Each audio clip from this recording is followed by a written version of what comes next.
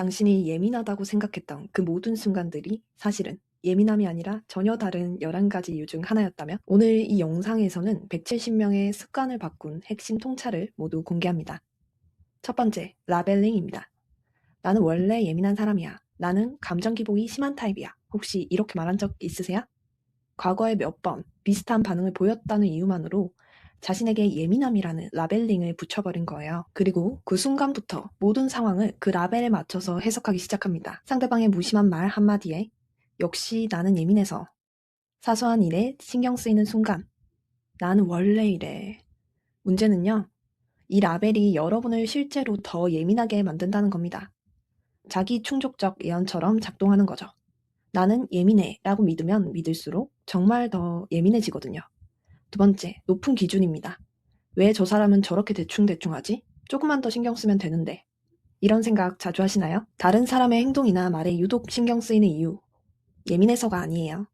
여러분이 자신에게도 타인에게도 너무 높은 기준을 적용하고 있기 때문입니다. 식당 직원이 불친절하다고 느끼는 이유는 서비스업은 항상 친절해야 해 라고 생각하기 때문이고, 친구의 답장이 늦어서 불안한 이유는 가까운 사이면 빨리 답장하는 게 당연하지 라고 생각하기 때문이에요. 문제는요, 이 높은 기준이 세상을 향해 있는 것 같지만 사실은 자기 자신을 가장 강하게 압박하고 있다는 겁니다. 세 번째, 내재된 상처입니다. 왜 저 말에 이렇게 화가 나지? 별거 아닌데 왜 이렇게 마음이 아프지?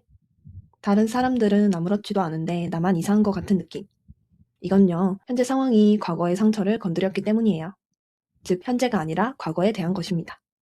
예를 들어 볼게요. 상사의 한마디에 하루 종일 불안한 이유는 어린 시절 부모님의 비판이 떠올라서이고, 친구의 무심한 말에 상처받는 이유는 과거 친구들에게 배신당한 경험이 떠올라서입니다. 문제는 현재의 상황을 있는 그대로 보지 못하고 과거의 렌즈를 통해 왜곡되게 보고 있다는 겁니다. 예민한 게 아니라 아직 아물지 않은 상처가 반응하는 겁니다. 네 번째, 욕망입니다. 왜 저 사람은 나한테 관심이 없는 것 같지? 왜 나만 빠지고 모이는 것 같지? 이런 생각 해보신 적 있으세요? 사소한 것에 민감하게 반응하는 진짜 이유는요, 그 밑에 충족되지 못한 욕구가 있기 때문입니다. 단톡방에서 대답이 없을 때 불안한 이유는 소속감에 대한 욕구가 있기 때문이고, 칭찬을 못 받으면 자존감이 흔들리는 이유는 인정받고 싶은 욕구가 강하기 때문입니다. 고로 예민한 게 아니에요. 그냥 목이 마른 거예요. 자신이 진짜 원하는 게 무엇인지 알아차리지 못한 채 주변 상황에만 반응하고 있는 거죠. 다섯 번째, 통제 욕구입니다. 만약 이렇게 되면 어떡하지?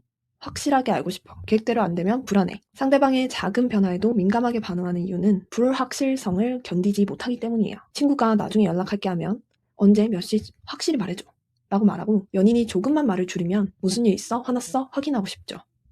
문제는 모든 것을 예측하고 통제하려는 욕구가 여러분을 24시간 긴장한 상태로 만든다는 겁니다. 여섯 번째, 경계선 부재입니다. 왜 저 사람이 힘들어하는 걸 보면 내가 이렇게 괴롭지? 상대방 기분이 안 좋으면 나 때문인 것 같아. 자기 자신과 타인 사이의 심리적 경계가 불명확하면 타인의 감정이 마치 내 감정인 것처럼 느껴집니다. 엄마가 한숨 쉬면 내가 뭘 잘못했나 죄책감이 들고, 친구가 힘들어하면 내가 해결해줘야 한다는 압박감이 들고, 그렇기 때문에 예민한 게 아니에요. 나와 타인을 분리하지 못하는 겁니다. 타인의 감정을 내가 책임져야 한다고 느끼는 거예요. 일곱 번째, 사회 불안입니다. 저 사람들이 나를 어떻게 생각할까? 내가 이상하게 보이지 않을까? 실수하면 다들 날 이상하게 볼 거야. 타인의 작은 반응에 민감한 이유는 타인의 평가에 대한 극심한 두려움 때문입니다. 회의 중 발표할 때 내가 뭘 잘못했나 죄책감이 들고, 단톡방에 메시지 보낼 때 한 글자 한 글자 검토하고 또 검토하죠. 문제는 실제로 타인이 여러분을 평가하는지와 상관없이 여러분의 머릿속에서 끊임없이 타인의 시선으로 자신을 평가하고 있다는 겁니다. 여덟 번째, 정서적 학대의 후유증입니다. 왜 나는 항상 긴장하고 있을까? 뭔가 잘못된 것 같아. 그런 느낌을 받는데요. 가스라이팅, 정서적 학대, 변덕스러운 양육자, 생존을 위해 주변 상황을 예민하게 감지하는 능력이 발달하게 됩니다. 상대방 목소리 톤의 미세한 변화도 감지하는 것은 화날 조짐인가? 경계하는 거고요. 상대방 표정의 작은 변화도 알아채는 것은 기분이 나빠지고 있나? 불안한 거예요.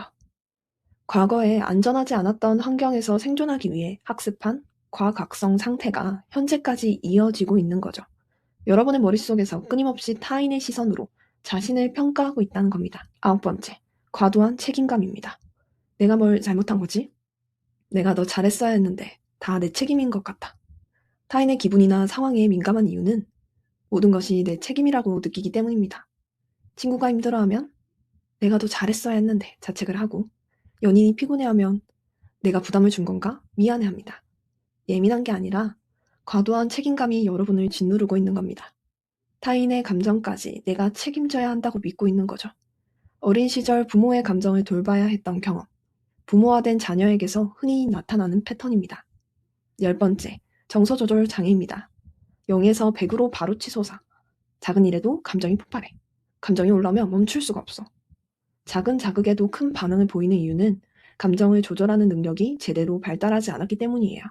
친구의 농담 한마디에 갑자기 눈물이 나거나 화가 나기도 하고요. 사소한 실수 하나에 하루 종일 자책과 우울에 빠지기도 합니다. 이건 성격이 아니라 정서조절 기능의 미발달에 해당되기도 하는데요. 어린 시절 양육자로부터 감정을 다루는 법을 배우지 못했거나 감정을 억압하며 자라온 경우 나타납니다. 예민한 게 아니라 감정의 브레이크가 고장난 상태예요. 마지막 11번째, HSP입니다. 소개한 10가지에 해당되지 않는다면 그때 비로소 진짜 타고난 예민함일 가능성을 생각해 볼 수 있습니다. HSP의 특징은 감각 자극에 유독 민감합니다. 시끄러운 소리, 밝은 불빛, 거친 촉감 등등이요. 다른 사람의 감정을 마치 내 것처럼 느끼고요. 예술, 음악, 자연의 아름다움에 깊이 감동받습니다. 한꺼번에 많은 일을 처리하면 쉽게 압도당하기도 합니다. 단, 중요한 차이가 있어요. 1번부터 10번까지는 학습된, 형성된 패턴이지만 이는 신경계의 타고난 특성입니다. 그런데 여기서도 주의할 점이 있어요. 진짜 HSP인 사람조차도 1번부터 10번까지의 패턴이 겹쳐 있는 경우가 많아요. 타고난 예민함 위에 학습된 패턴이 더해지면 삶이 더 힘들어지는 거죠. 가장 중요한 통찰은 이겁니다. 당신이 예민한 게 아니라 예민함이라는 이름으로 표현되지 못한 무언가가 있다는 거죠. 상처가 아물기를 기다리고 있거나 욕구가 충족되길 바라고 있거나 자신에게 강한 높은 기준에서 벗어나고 싶어 하거나 스스로 붙인 라벨에서 자유로워지고 싶어 하는 겁니다. 그렇다면 이제 질문이 생기죠. 알았는데 그래서 어떻게 고쳐? 다음 글에서는 어떻게 해결하는지를 구체적으로 알려드리겠습니다. 실제 170명 이상이 변화를 경험한 월간 꼬물딱 프로그램의 핵심 메소드를 일부 공개합니다. 사소한 것에 예민해지는 날, 스트레스 끄는 비밀. 자료를 문자로 보내드리려고 하거든요. 신청 방법은 고정 댓글 링크를 클릭해 주시면 됩니다. 오늘도 여러분의 하루를 응원하겠습니다.